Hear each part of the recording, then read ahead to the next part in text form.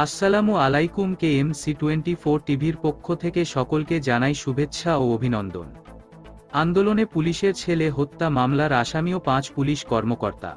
যাত্রাবাড়ীতে আন্দোলনে পুলিশের গুলিতে প্রাণ যাওয়া আরেক পুলিশের ছেলে নিহতের ঘটনায় 5 পুলিশ কর্মকর্তাকে আসামি করে মামলা করেছে ইমাম হোসেনের পরিবার। ইমাম রাজধানীর রাজারবাগে পুলিশ লাইন্সের জ্যেষ্ঠ উপপরিদর্শক ময়নাল হোসেন ভূঁইয়ার ছেলে।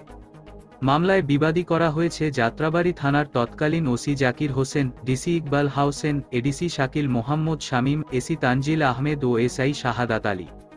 অভিযোগে বলা হয়, গত 20 জুলাই যাত্রাবাড়ী এলাকায় আন্দোলনে অন্য সবার সাথে অংশ নেয় 19 বছর বয়সী শিক্ষার্থী ইমাম হোসেন সহ তার বন্ধুরা। ভিডিও ফুটেজ দেখা যায়, খুব অল্প দূরত্ব থেকে নিরস্ত্র ইমাম হোসেনের উপর গুলি চালায় পুলিশ, যেখানে উপস্থিত ছিলেন যাত্রাবাড়ী থানার ওসি নিজেও। ইমাম পুলিশের সন্তান বলার পরও রক্ষা পায়নি।